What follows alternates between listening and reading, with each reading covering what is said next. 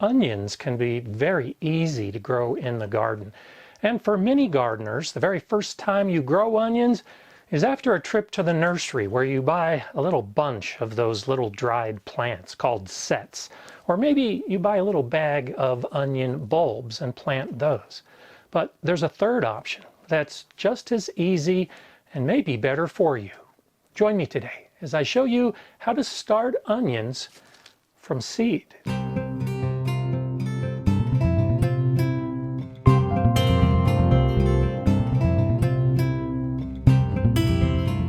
Hi, I'm Gardener Scott, and when we think about growing onions in our garden, we often think about a nice big bulb that we're going to grow, like this purple flat of Italy onion from Baker Creek, or this Cabernet onion from Botanical Interests.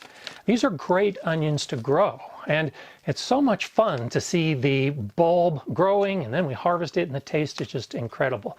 And that's one of the reasons to start from seed, is because we can choose some very unique and very tasty varieties that are different than what you might buy in the store.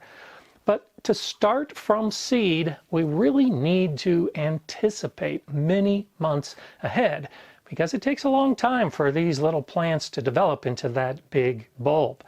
When you start onion seeds like these, you should start them 10 to 12 weeks before you plan to put them outside. And you can put the little seedlings outside 3 to 4 weeks before your last frost date. So this is a good time for me to be starting. I'm getting to that point where I'm about 4 months away from my last frost date, because that's how much time these little plants are going to take before I put them outside. And that's a reason why so many gardeners prefer to go to the local nursery and get sets or bulbs, because those will give you a head start on the season. And if you delay too long with your seeds, that may be your only option. But with some planning ahead, we can get these started and in our garden and harvest some nice big bulbs by the end of the season.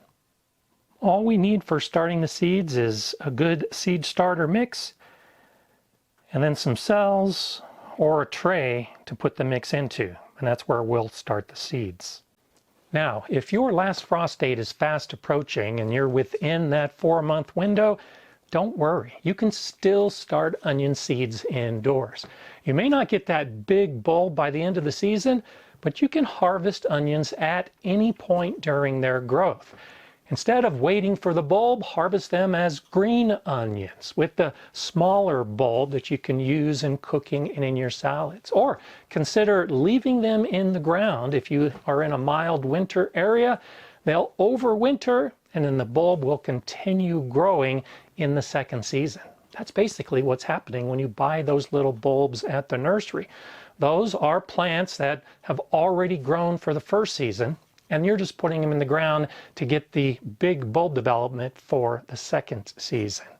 For me, I'm just going to start these seeds. I'll harvest some as green onions, and I'll leave some in the ground till later in the year where I'll harvest them as bulbs. And the hardest part about this whole process is choosing the seeds that you're going to grow. That's because not all onions will grow in all gardens. The amount of sun you get during the growing season makes a big difference in developing the bulbs that you want to get from the onions. Now, this doesn't matter at all if you want to grow the green onions. It's all about the bulbing. To get the bulb, the plant needs that specific amount of sunlight each day. And there's no direct correlation to what hardiness zone you might be in. It's purely the latitude on the planet that you're at. So there are 3 basic types of onions. If you live at a latitude between 25 and 35 degrees, you want a short day onion variety. If you live at a latitude that is above 36 degrees, well, then you want a long day variety.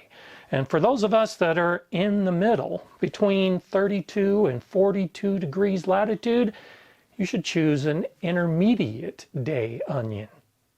And the reason the latitude matters is because of the way the Earth tilts during the different seasons.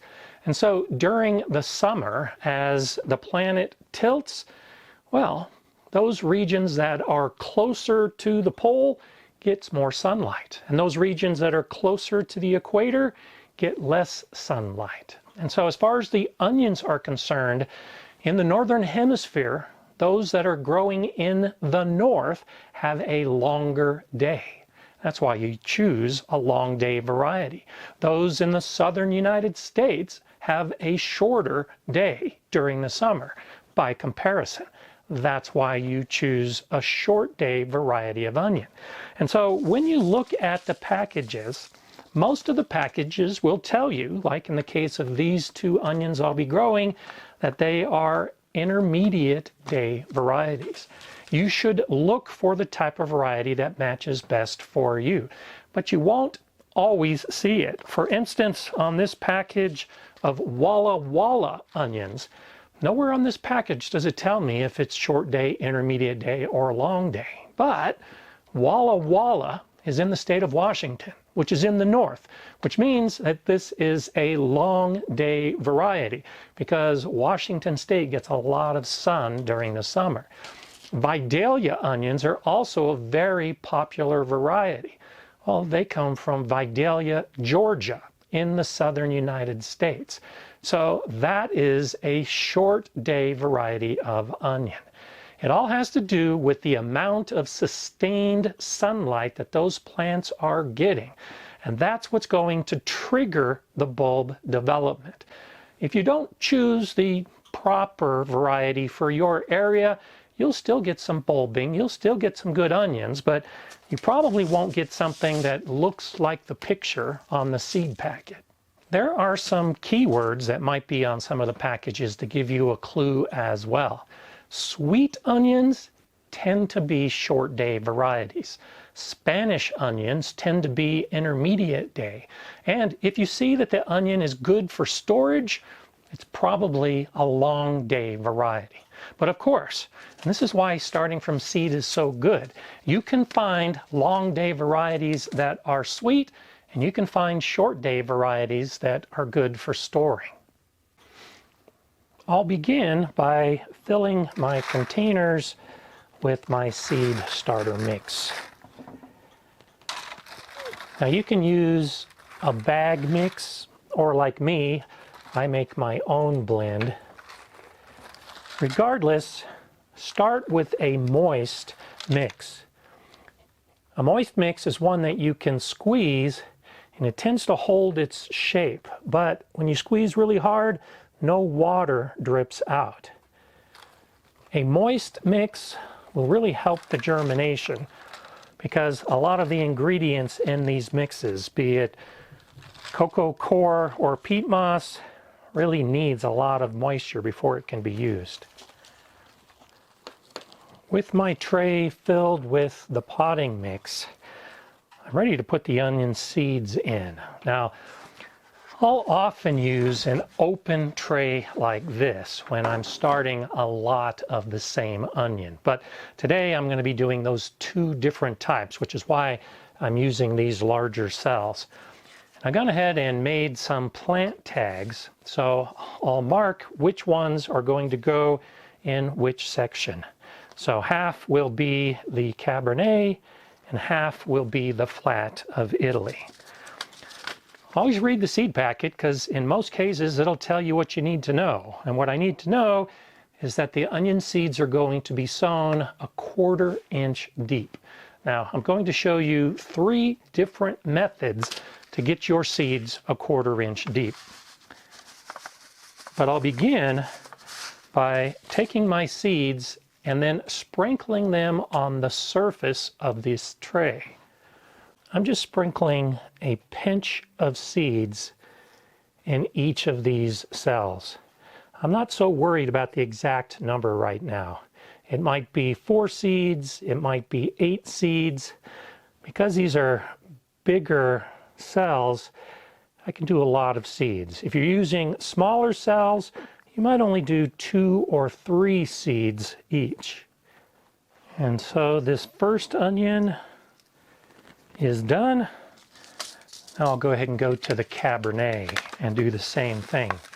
And you'll be able to see just how fast this process is. A pinch, dropping a few seeds, and drop as many seeds as you want. This is actually an older package of seeds that I showed in a recent video where I tested the germination, and the germination was great. So this package is done, and this tray has been sown. Now it's time to go ahead and try to get these seeds a 1/4 inch deep. And here's how I do it. The first way is to use a pencil. And a pencil eraser is about a 1/4 inch long. So using that as a basic guide, I rough up the soil. I try to rough it up so that it's at least this deep, that the seeds that I can see on the surface are pushed into the soil or mixed up with this seed starter mix. And so this isn't precise, but it's pretty quick.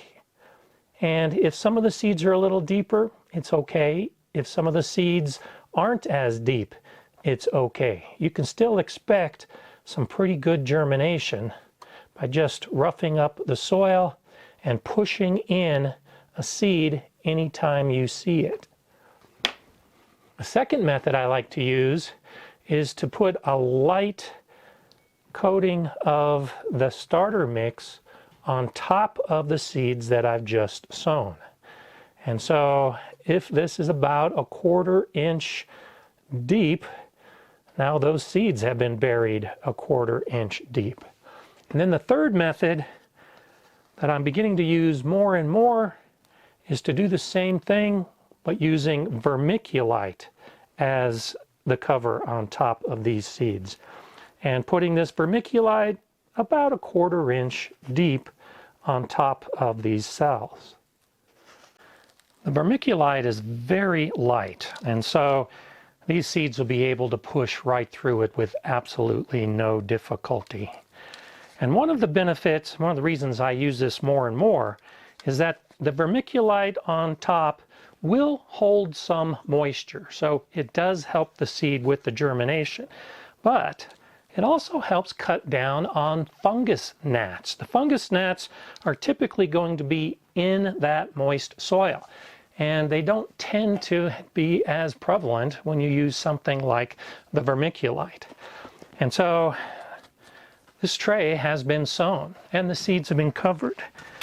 Now I'm going to take my spray bottle and spray the surface. It's already moist, that's okay, but we want to add an extra layer of moisture to the top.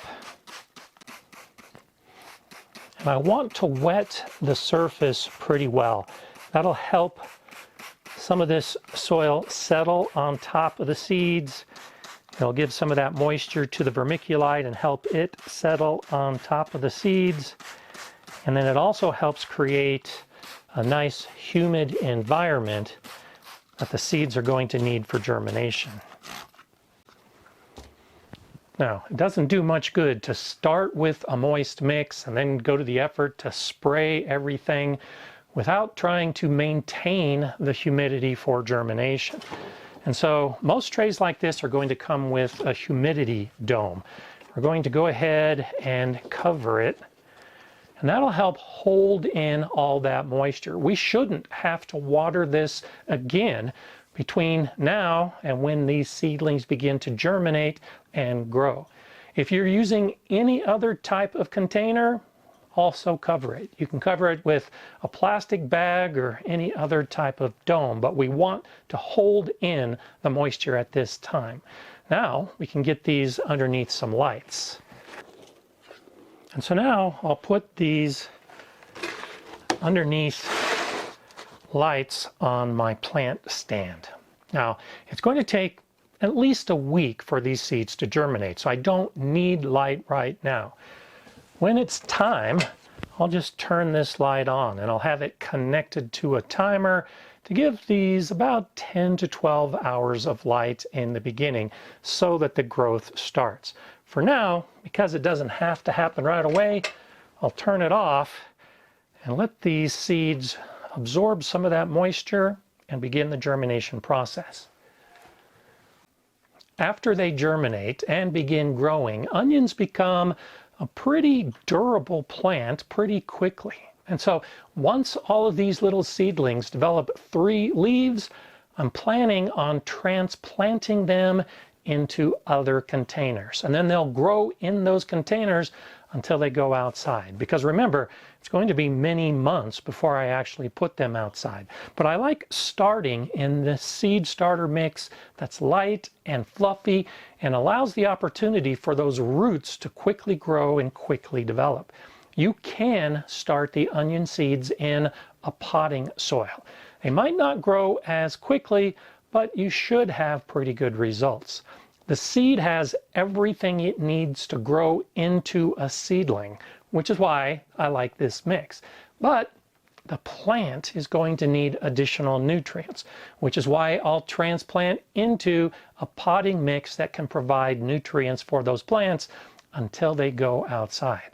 The way that you start all onion seeds is going to be quite similar, but if you're growing a different variety, like a bunching onion, this Tokyo long white bunching onion from True Leaf Market doesn't develop those big bulbs. So I don't need to get as big a head start. In fact, I can start these 5 to 6 weeks before I plan to put them outside, and they'll do just fine. As you look at the different varieties, choose the ones that you like for the flavor, for the color, for the size, or like with these bunching onions, for just how easy they are. I'll separate out each of the individual seedlings when I transplant, but the bunching onions really don't need that. They actually like growing close together. There's the process. You can expect another video that's upcoming that will show you how I take care of the seedlings and transplant, and then put them outside for additional growth. Look for that. I'm Gardener Scott. Enjoy gardening.